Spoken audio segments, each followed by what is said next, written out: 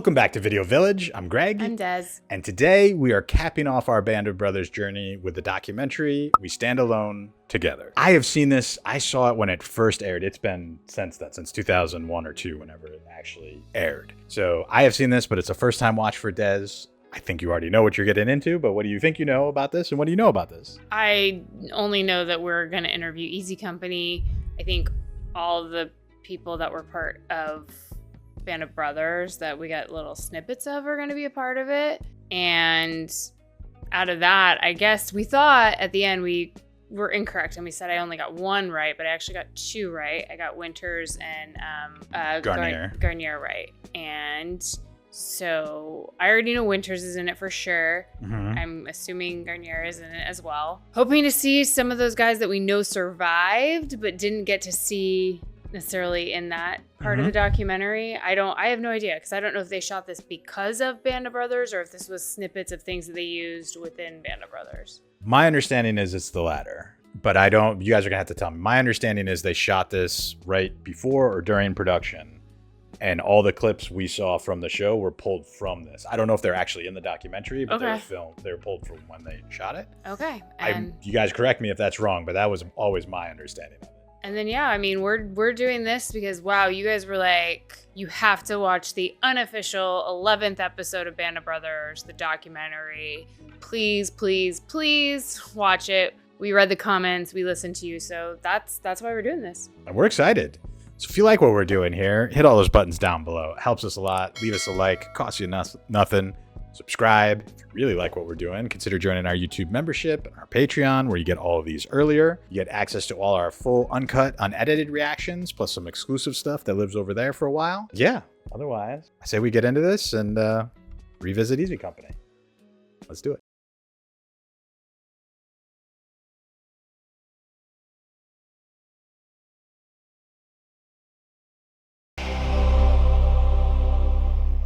Thanks. Okay. Welcome. Hi. Thanks for sitting down with us again. We appreciate it. Okay, again. Could you recount again for me the incident in which you were wounded? Well, I don't remember him I was standing in the show, the one they just showed. hill at the aid station, and a random shell came in. It couldn't have gone off more than 5 or 10 feet away from me, because all I remember is a tremendous blast and a flash. And when I tried to get up, only thing I could see were the broken ends of my legs. Mm. And I thought my legs were gone. Because that's all, the broken part, both femurs were shattered. And they were laying down here as I was in my back trying to raise my legs up. And I said my act of contrition, because I'm a Catholic. And then the next thing I thought of was my mother. I bet. I thought, what's she going to say? Because I was an only child. In 1942, the U.S. Army assembled a volunteer parachute regiment to jump behind enemy lines. Within this unit was a company of men who found themselves at the forefront of the war in Europe. And they even have their music, so it must have been after, or at least they redid it after. They parachuted into Normandy on D-Day.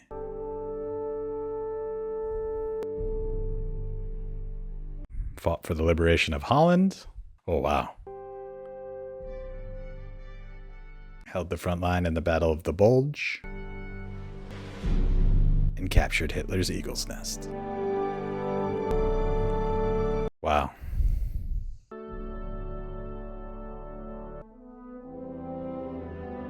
It's amazing they have footage from it. That's the thing that gets me. That somebody thought to do that. Yeah. My name is Carwood Lipton. I was born in Huntington, West Virginia. Grew up in Huntington. Frederick T. Heiliger. Concord, Massachusetts was my hometown. I don't remember him. I remember him. My name's J.B. Stokes. I was born close to Bonham, Texas, in a rural area called Leonard. Born and raised in Columbus, Ohio. My father worked for this railroad. My mother was a housewife. My nickname was B. Born and raised in South Philadelphia. Wow. Where the times were tough. Mom had 10 children, so you had to work to survive. 10. I saw people that really were hungry and had hard times. My father was able to find some kind of employment. We never went hungry. We lived on a farm. Shifty. I got a paper route, that $5 a month I made, something like that, but it was at least something. There's a work ethic There's Winters. Pennsylvania Dutch in this particular area are very proud of. I was the oldest one, so I sort of branched out on my own. I was 19 years old in 1941. On December 7th of 41, we were in a store and a guy, he says, the USA is in a war with Japan. And everything just went silent. Yeah. Something was wrong with you if you weren't in the service in those days. It was just what you had to do. I wasn't going to be in the infantry, I knew that. I was going to be in some... Life magazine had run an article on paratroopers sometime in early 1942, and it told about the training that they got and the It sounds like it. Yeah. difficult physical requirements. And I just got interested in... Carwood is such a cool name. Nobody forced you to do this. That- You volunteered. Shot was in that the doc, or the show. But once you got in there, you was proud to be. We was proud of our boots. We was proud of our shoulder patch. And we was proud to be paratroop. And we was proud to be working with the guys we were working with. You know these people that you're in service with. I mean, you know them right down to the final thing. And that comes when you start your training, while that progresses. So cool. Each man was like a heavyweight champion of world boxers. Out of 100%, only 10% made I it. thought I was going to die. There wasn't no holding back. You had to hang in there. You had to be tough. We marched 118 miles in 3 days. And a lot of the training was to build you up physically and mentally. Some of them lost as much as 40 pounds, but I didn't have nothing to lose. If I'd have lost 40 pounds, I wouldn't have been big enough to stay. Love Popeye. They weeded out so many. I called Shifty wrong earlier. So I did too, so. They couldn't keep up with them. You understand? They were good men, but they couldn't take that hard training. He had the cream of the cream. Had to climb this mountain called Currahee every morning, run it up. He still looks like he hates it. You'd see them laying beside the road, going up and coming back, where they're sick. And it didn't matter how hard they trained you and how tired you got, you would still go out on your own and run the mountain at night. Wow. Which was ridiculous because when you had to run it during the day, all you did was bitch and moan. And at night, you'd get a couple of guys and go up and do it on your own. That little grin was great. I'm going to say this. I believe that the paratroopers of the 101st Airborne Division was as well trained as you could get a soldier to be at that time. I believe it. We packed our own chutes for the first jump. Nervous as hell getting on the plane. Right. Came time to stand up and hook up, and we did. Coming down is great. It affects everybody different. Not like a bird flying in the air. Broke a foot on the first. I was gonna say. That morning after breakfast, they marched us all out there to the airfield. There was a bunch of guys out there that already made their jump, and they was all hollering, "You're gonna be sorry." But you didn't want to be afraid, so you kept that out of your mind. In those days, jumping out of an airplane is not like today.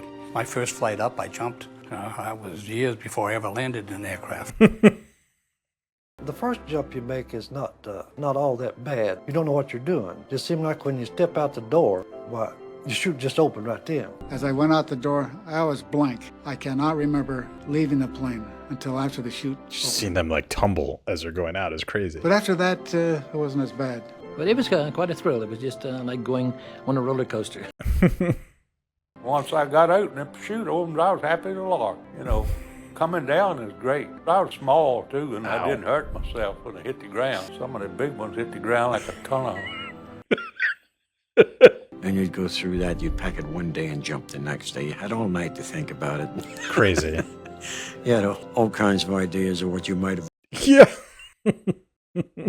We were thoroughly prepared.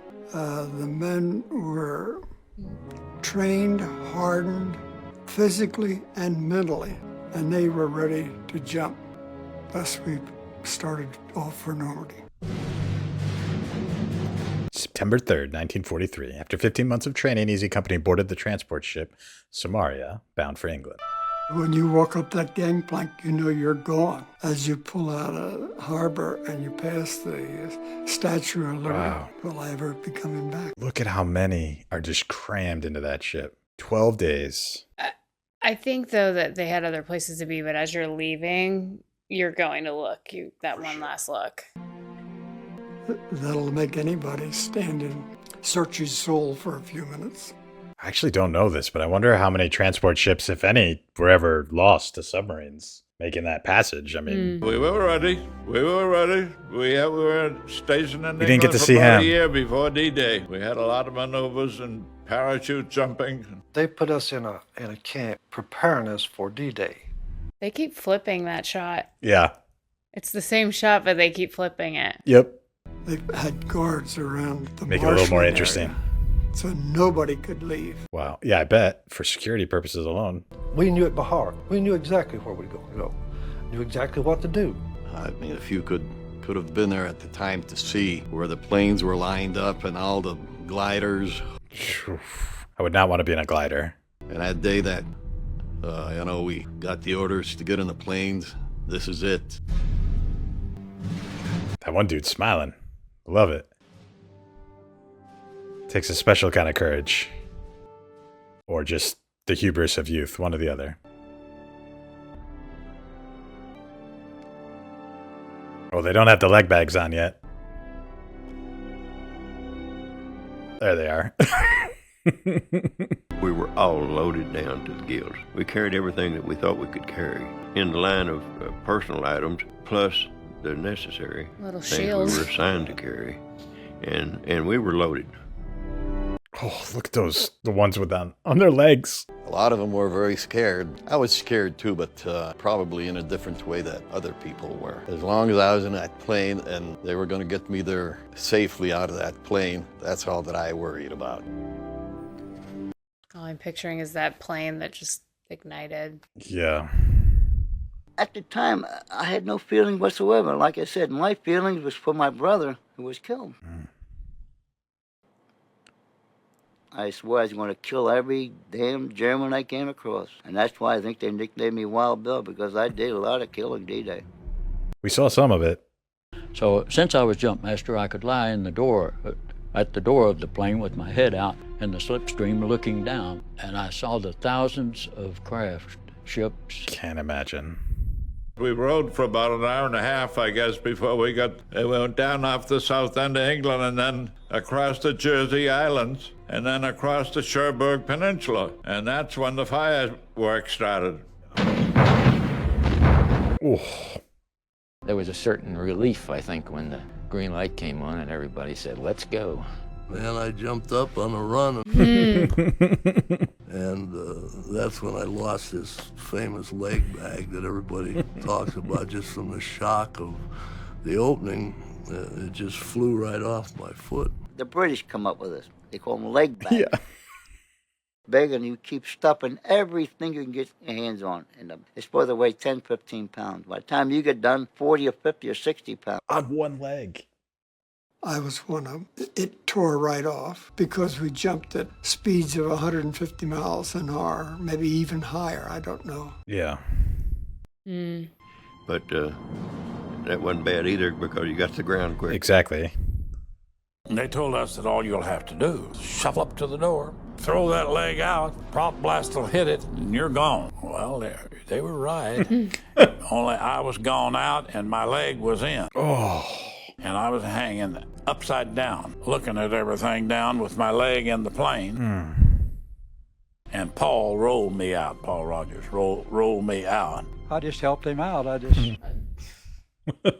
Thanks. Farmer's garden. And that fence I'll never will forget it. It had glass in the top of it and cut me up and everything. Why? Probably for birds. My friend from Erie was in another plane.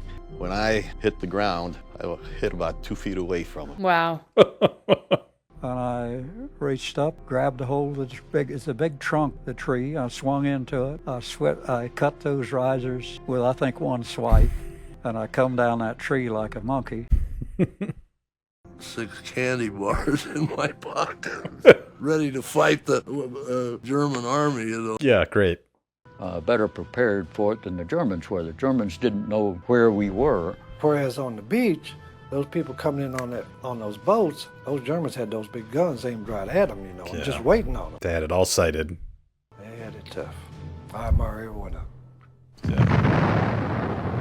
Yeah, I really don't know what's worse. What would be scarier, the boat or jumping the night before? These guns were pointed and firing right down on the beach. And the people out of the landing craft were trying to come onto the beach, and they were firing right down on them. Every inch of the beach was sighted.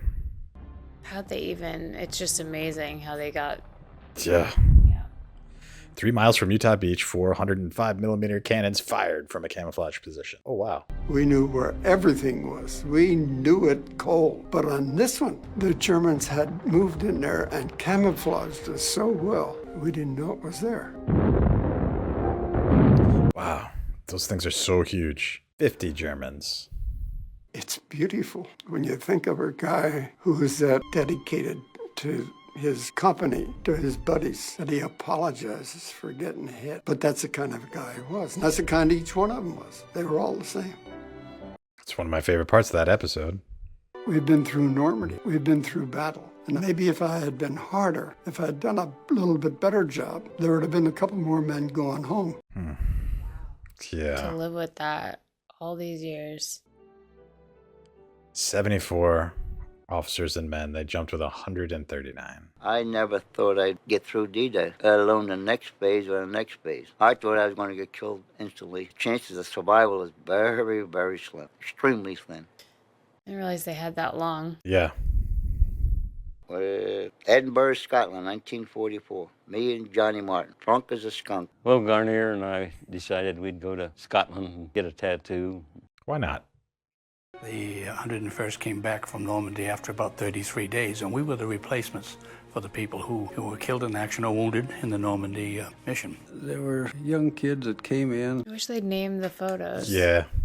My 10-man squad that I was in, 8 were replacements, and the squad leader and the assistant squad leader, Sergeant Muck and Corporal Pinkella. Well, they'd been to Normandy. There were 8 of us that hadn't been anywhere but Auburn, you see, so... And then the training got really tough between there and the Holland jump. It was training. Yeah. So that one was called off. And we were wondering if we were ever going to get to go. And then, of course, it got to be September. Yeah. Be careful what you wish for. The most dangerous part about it was the fact that people are continually losing helmets and equipment. And all this equipment's raining down. And if you got hit with this, you're going to be killed. Wow. I hadn't even thought about that. It delayed us until the next morning. We wanted to get across that night, but it took us till the next morning to get across. But once we got in, the Dutch, it was just marvelous.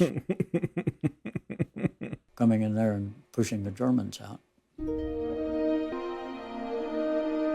4 years. And it was hard to even get down the streets because the people were out there swarming all over us trying to congratulate us for being there and all that. And they hugged you and kissed you, and we didn't mind. Of course not. You know, naturally, we was young. Yeah. And at their will, they could shell us, put mortar fire on us when they had a target of opportunity. Yikes. Well, I was picked to go up on a dike. So of course, when you get to the top, you don't expose yourself. I took my rifle and my helmet on it. Smart man. If Lesniewski hadn't hollered live grenade, and I had enough sense to know that that's that grenade that hit my rifle and is laying right in front of me, in my face, practically. Oh my gosh.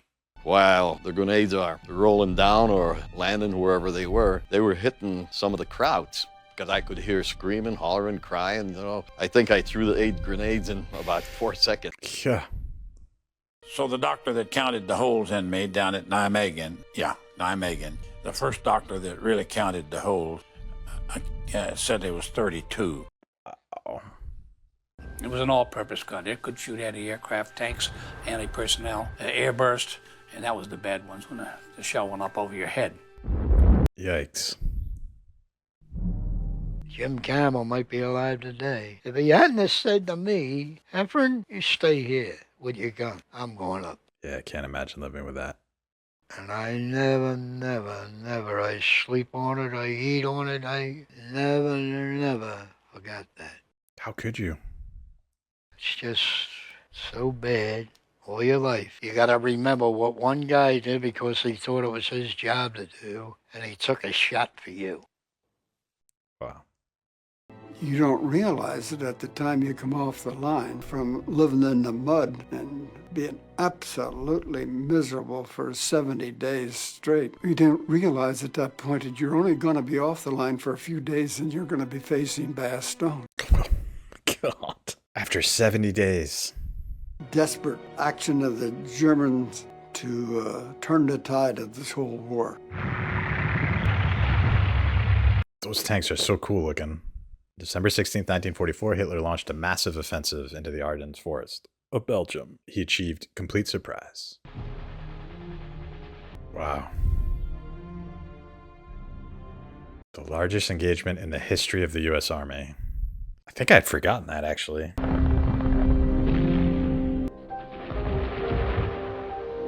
$600,000? That's like 2 times our standing force now. Yeah, wow. I was wondering if they were going to show his legs. Mm-hmm. Sure looks different now. There ain't no snow. These trees might have been replanted. Look how straight I think if the trees look like they did in 44 and 45, Look how straight lines they are. we could get a better idea. That's it. Yeah. Wonder how many guys they asked to actually go. Right? Yeah, same. Well, there's the town of Foy right over there. After the empty field where those cattle are grazing. About a half a mile away to be. Yeah, we had an outpost set up, looking right into the town of Foy, and they had to watch everything going on. I can't see nothing of them. There's nothing there. They were all gone, just disintegrated. Unmerciful shelling. Everything I think was shredded. Yeah, shredded. It's an odd feeling. To me, it brings a lot of memories. Memories of the men, the times, good and bad. A lot of memories. Maybe someone in the comments can tell me, but I like the red berets. Is that when did they get red berets? Is that after they retire? And that's where Garnier left. That was it. That's where he lost his leg. The Germans wanted to get Bastogne because of the road network. That's why it was such an objective. So that's where we had to hold, which we did. Yeah. 318 trucks come in around noontime, and by that evening, everybody was loaded and moving out. Yeah, Jimmy Fallon was there. We didn't have enough ammunition. We didn't have enough warm clothes, but we had confidence that our higher military authorities would get to us whatever we needed. Just babies. As it worked out, there's some men actually got on the trucks and left for Bastogne and didn't have a rifle. That's crazy. That's crazier than not having winter clothes. We marched through the night and went up to the forward side of Bastogne and dug in, and then it snowed. Snow, cold up to your rump. We didn't have no winter clothing or nothing. That's where a third of the doggone casualties was either frostbite or trench foot or whatever you want to call it. Wow, a third. A lot of snow, a lot of everything you didn't like. Ooh, cold play. In Belgium, the trees are planted. They don't grow like they do in Maine. They're rows of trees. You look down a row and you can see a half a mile. Yeah. Now, you must understand, we were surrounded. The Germans were about maybe 100 yards away from us. No matter where you looked around the circle, you could see artillery flashes. 100 yards is so close. There was one moment there that I remember vividly. I'll never forget it. One of the guys got hit in the arm with a piece of shrapnel, took his arm off above the elbow. And they were taking him out. He said, "Get my wristwatch off my arm." Oof. So I was crouched down in that foxhole, but it wouldn't hold all of me, so from about my nose up was above the ground. I could see all these shells hitting. Wow. Now his little narration makes more sense from the show in that moment. He said, "Lip, they got old Garnier this time. He had been hit before, but they really got him there." That's the first time he's... Yeah. I better not talk about it. Better not talk about it. It's terrible. I don't blame you. He had a ticket to get out of there, and maybe a ticket to go home. And when we had a man who was killed, we found that he was at peace, and he looked so peaceful. It's the only way you have to look at it, I think. So I don't think he had any premonition of it. He just wondered about it, But I never did wonder, never give it much thought. You just live from day to day, keep your fingers crossed, and that was it. Wow. Massive casualties. Easy Company lost 15 men. I have the honor to present the Supreme Commander, General Eisenhower. March 15th, 1945. For me to be here today, to take part in a ceremony that is unique in American history. Never before has a full division been cited by the War Department in the name of the President for gallantry in action. With that tradition, therefore, will always be associated the name of the 101st Airborne Division and of Bastogne. Good luck and God be with each of you. Wow, that's cool.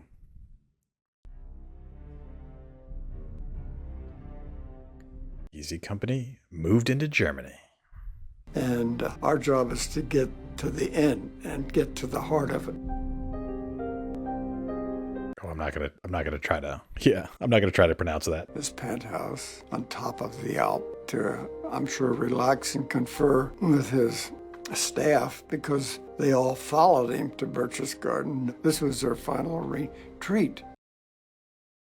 The only thing I seen at Berchtesgaden was a couple dead black uniform SS troopers laying on the road as we were going up. It was beautiful country. He knew how to.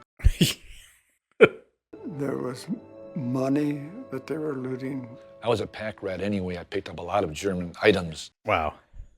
Postcards and envelopes that were addressed to Hitler. Come find out, that place was full of this big art, you know, Rembrandt. Yeah. The 101st Airborne Division uncovers Hermann Goering's personal art collection. Yep. Hidden in a subterranean chamber. Personal. We found a warehouse full of gin.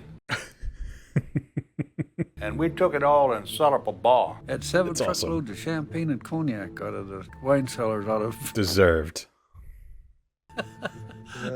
So we stayed pretty well oiled for a while. Oh, that champagne was. There he is. Yeah. There's Nix. I started drinking it one day, and I drank it till about midnight that night. I went to the barracks, went to sleep. I didn't wake up the next day. I made a 2-day out. Wow. He looks like Carrie Elwes there. That was the only time that I can ever remember that when I was in service that the whole company fell out in their underwear. We didn't even have to dress, you know. They're enjoying themselves. They're at peace with the world. They have a big, happy, satisfied grin on their face. It was a paradise for a soldier to move in. I bet. Wow. So that by taking over their homes for a few nights to bed down my men, and if they picked up a few trinkets, I had no problem. Germany formally surrendered on May 8th, 1945. Nobody has ever taken the time to tell you how to handle a surrender. Jeez. Yeah. We'll talk about that when we get there. Well, here we are. We got it. Now, how do you handle this? 25,000. Special troops, they were the one that could kill their own people, and the regular German soldier was not that way. That guy looks 13. And I've got a Catholic good enough to stick one of these in his pocket. A lot of those soldiers, I've thought about this often. That's the way all wars should end, with an agreement with no blood on it. And I assure you, this pistol has never, never been fired since I've had it, and it will not be fired. No longer existed. Wow. We didn't come home and flout ourselves. I didn't come home and, I was a war hero or anything. I just come home and went back to like we did before we went. Just go to work and live our life. Probably so happy to go to work. Did some bartending and ran a pool hall. Took up a course in ornamental horticulture. It didn't pay very much, but there were a lot of nice people. We've never become wealthy in life, but we have a lot of other wealth that means more than that, really. Everyone done well. I done well too, thank God. I love him. The purpose awesome. the reunions serve is just to give us a chance to get together and talk to each other. We relive some of the... Lipton was really good looking. Like his picture earlier, and then just That's why they had to cast a Wahlberg for it, The type of affection that you get when you've lived through many dangerous situations together. It's amazing. You see the people today, that bond's still there. The bond you can't explain. As soon as you see them, you know you're thinking of battles and thinking of it to yourself. Men staying out among... I love Babe. Like nothing that I've ever experienced anywhere, not in college, not with any other group of people.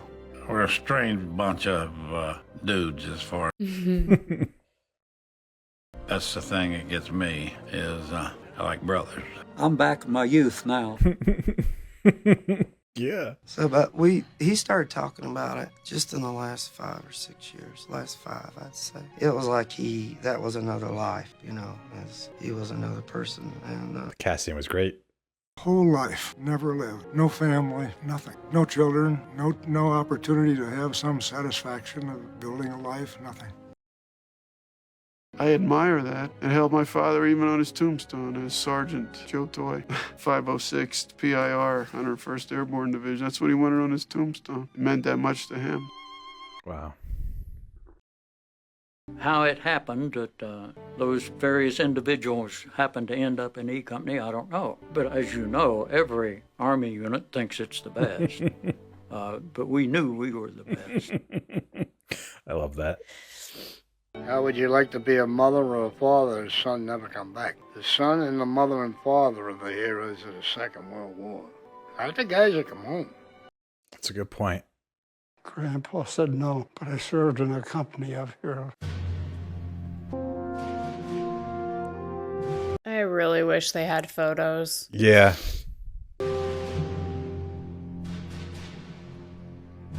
I forgot they did this at the end. I really wish. I really, really do. Con here, you're Italian. You don't know this song. Con here could sing it better than he did.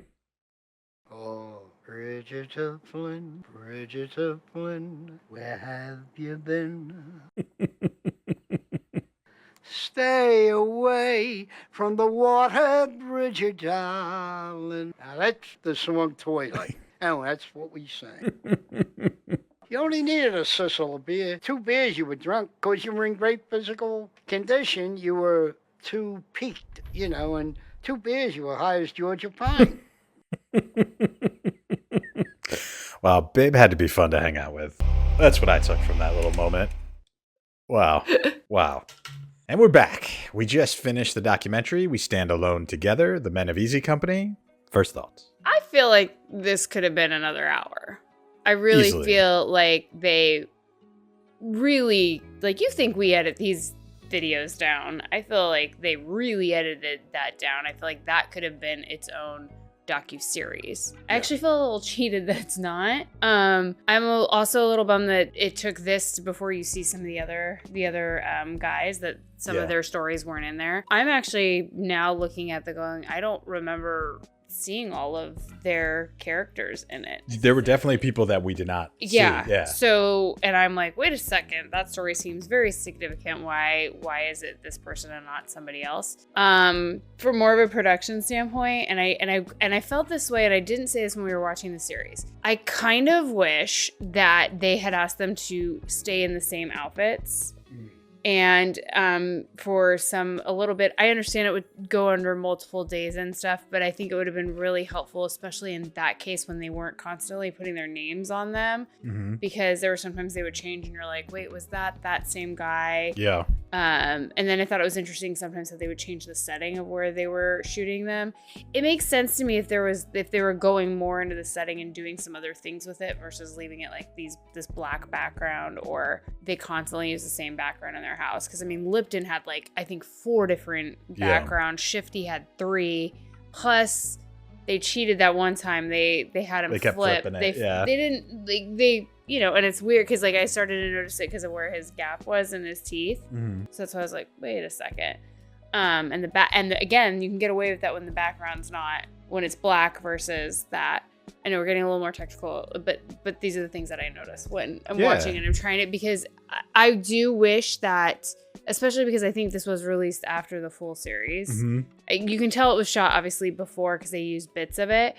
But I do wish that, obviously we're watching this because of Band of Brothers. I wish they had shown more side-by-sides of them when they were younger, and then the actors that then played them. That would have been helpful. I really think that would have been great to see, because I was confusing it for a second there. I confused Buck and Bull.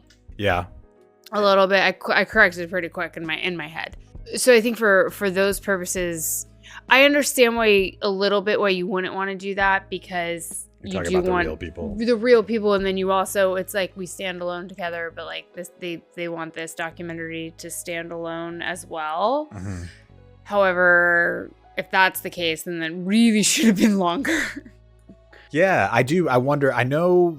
I mean, clearly, because of all the things you're saying, they shot it over multiple days. I don't know if it was shot over multiple weeks, month, like if they kept coming back to people, which I think sometimes so. happens. That's what it seems like. But yeah, it was interesting. I had completely forgotten almost all of it. And I was saying just right before we started recording, it's like watching something really good from history class. It felt like the good movie. But you're right. I wanted more. In my head, maybe I watched different things, or I watched more in addition. I'm sure I did watch more in addition to this because I was big into it when it came out in 2001. But I remember them doing some of the stuff you're talking about, putting some of the actors up on it. Like that must have been a different documentary. Or I'm wondering if you did see, this was also recommended, probably not doing it for the channel though, I'm sorry, but Ron Livingston's diary from behind the scenes. Maybe. I wonder if he put some stuff in. Yeah, I mean, quite possibly, because people have talked about that one too. And it didn't, when they said it, I almost like, oh, I don't even know that existed, but maybe I did see it, and that's what I'm blending in. Yeah, I think I just wanted more, and I thought that they cut down the story a lot,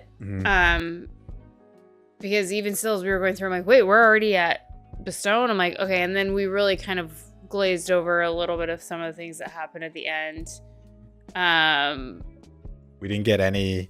I mean, it makes sense because they weren't with us, I think, anymore at that time. But we didn't get any Schobel. We didn't get. Not that I expected to see him, but no I mention some of the him either. Conversation. Yeah, we didn't even talk about him. We didn't get any conversation about Nix. We didn't talk about Nixon. We didn't talk about any of the. We talked about training camp, but not about. We didn't talk anything about like the Dick getting like Winters getting, stepped up. We just kind of, which then it kind of also makes me a little bit. This isn't completely standalone enough because it doesn't tell enough of their story. Yeah, I'm sure there has to be a longer version. I mean, because they clearly shot hours and hours of interview footage with them. And all I'm thinking in my head as I'm watching this too, I mean, this is 24 years ago. So these guys are not with us. Not here anymore. Right? If they are, I think there's only a few, if any. I don't know if there's any. And I would assume they were the replacements, if anything, and not some of these guys. And if they are still like, that's super impressive. I mean, I get why people are say watch this because you just get a little bit more of their story, which is nice. But having now gone through 10 episodes, I wanted more. Yeah, I could see that. I mean, it was very familiar to me because, I mentioned in the Band of Brothers thing, I did a lot of work with veterans who served in World War II while I was in college. And I mean, I spent a lot of time sitting down talking to them like this. I was recording on a dictaphone instead of a camera, but that's how old I am. But like, I remember distinctly having that conversation with several of them where they were like, I haven't even told my family this, and hearing their family talk about that. It's like, I didn't appreciate that at the time, how common that was. Cause I felt like, I was like, oh, these are just specific people that had that reaction. But it makes sense when the daughter was, or I forget if it was the daughter or the son being like, I'd never even considered my father had killed people before. Yeah. It's like, I understand why. I literally thought that all my dad did was he worked on the helicopters, not thinking to myself that he went on patrol, not thinking to myself that he was carrying around like a gun, he just didn't. Yeah. And I that makes sense from all sides, from the kid's side, from the parents' side, but that stuck with me. I mean, obviously I could listen to Winters talk for hours. I mean, he was just... For sure. And you could start, and him and Garnier, I would hear when they were doing the voiceovers, I'm like, oh. Yeah. He was great. And the guy that the whole time we were watching the series that I thought was shifty, that was named One Lung, or his nickname is One Lung. I thought that was the coolest nickname I've ever heard. I don't remember. Never heard it. I also don't remember Garnier being called Wild Bill. I remember gonorrhea. Yeah. I don't remember Wild Bill. I think they meant, maybe I'm wrong, because they do talk about it way more in the book, calling him that. But I think there was one reference to it on when they were on D-Day and he shot the people without it. Probably, but still, yeah. it wouldn't Agreed. be. That's not what stuck in my head. Because the role of the G's, how it worked better. But Yeah. no, it was. I appreciated it very much, and I still feel like there's so much more. But, So much more. I don't know how much more I could have taken. No, we're gonna have to take a little break from it, but we are talking about doing the Pacific because you guys have talked about it, which is the companion series to this at some point. We'll talk about doing that because I don't think I saw all of the Pacific. Maybe I did, but if I did, I only saw it when it first aired. But yeah. All right. Well, thank you so much for watching along with us. We hope you enjoyed this as much as we did. If you like what we're doing here, hit all those buttons down below. It helps us a ton. Leave a like, a comment, subscribe. If you really like what we're doing, consider joining our YouTube membership and Patreon, where you get all these cuts earlier. You get all access to everything we've ever shot, full, uncut, unedited reactions. You do need your own movie, but it's a lot of fun. But yeah, if that sounds like a good deal to you, check us out. Otherwise, till next time, click on this. See ya.